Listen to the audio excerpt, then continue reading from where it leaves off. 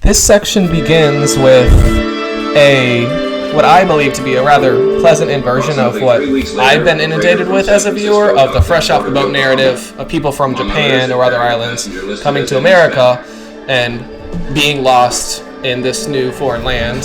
And perhaps that wasn't around then, but it was then.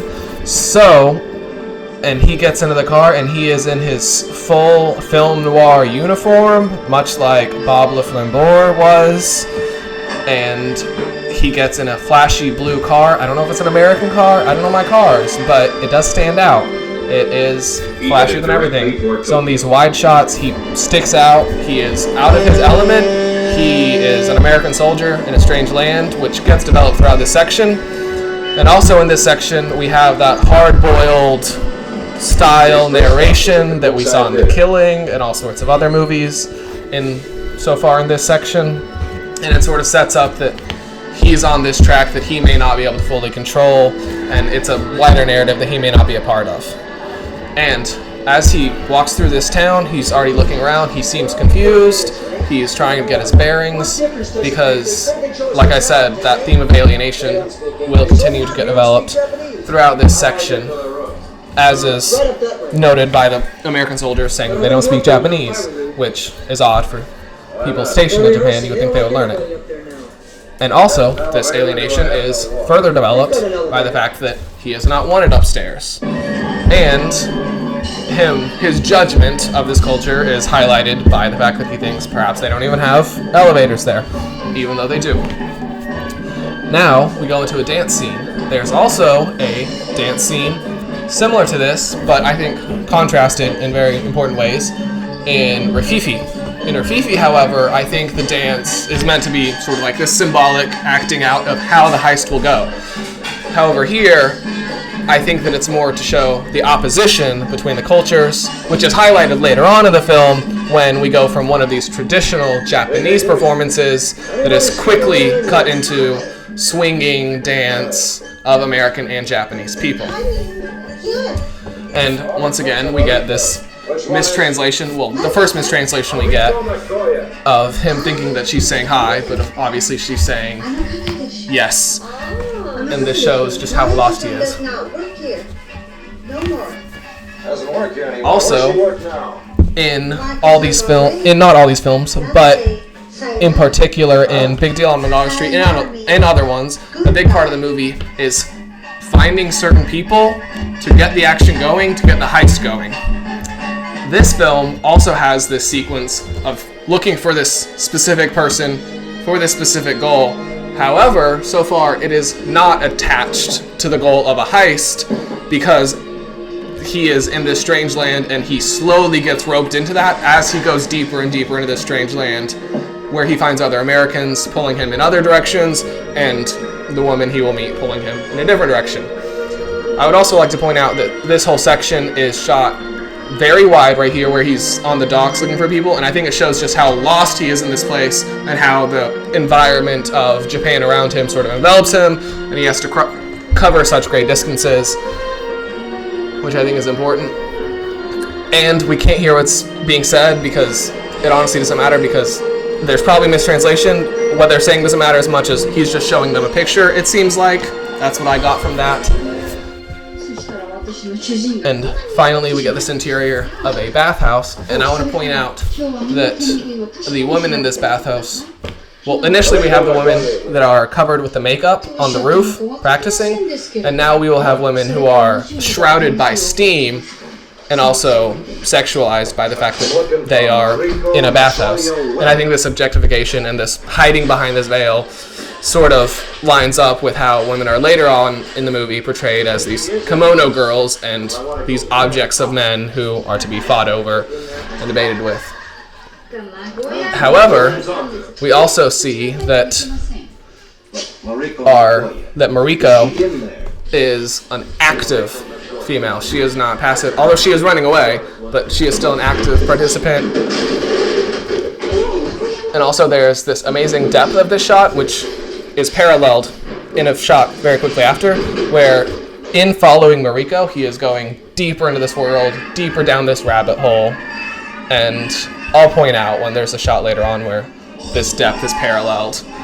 But there's also the shot of the children playing in the background, which there was also much play, both just in the background in the prison scene, but also literally just play with Cosimo chasing down the boxer with the bumper cars, and there's children playing in the background there. I'm not sure what to make of that connection, but I think there is that connection there. But here is this shot where, once again, Mariko is going deeper into this Japanese scenery, and he is following behind her and being pulled deeper into this rabbit hole.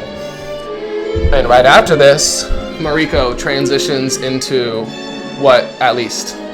Well, first, we go through all the places we've seen, because it is a chase scene.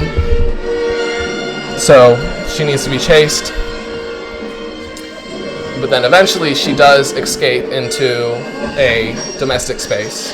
And here, right here, where she's going down that hallway, that's once again another example of this extreme going deeper and deeper into the shot until finally we get a moment of rest from the chase where she has this moment of respite. And I'm reminded of Japanese portraiture of these floating worlds of female domestic space, which he will be intruding on, and he will not be able to help but to disrupt as the film goes on, as he, just like her initial lover, got entangled with these American interests in this foreign land, which inevitably disrupt the foreign land and disrupt the Americans and don't do them well. Here he is, instead of speaking, being violent, disrupting the environment, knocking things over, having to force the truth on her, which could definitely be a metaphor for how Americans viewed American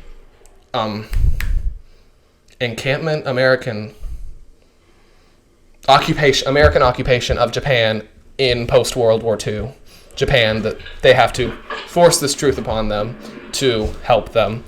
And she is receptive to this help, at least in this film. Once she realizes that he is a compatriot of her ex-lover. But it's interesting because I assumed on initially watching this movie that he realized what had happened to his friend. But at this moment, he becomes aware of this, and this shows he was shot down in the street. Just how he died in the hospital the next day. Foreign this land is to him, and how revelation after revelation pulls him deeper into this underground world of American crime I came all the way from the States. in this Japanese world. And also, the soundtrack is pulled out at this point. Our shots are in medium. We're looking in on them. It feels intimate. It feels closer, which I think is setting up the romance that bubbles up between them. And also, as far as I can remember, I think this is the first film. Wait, no, it's not.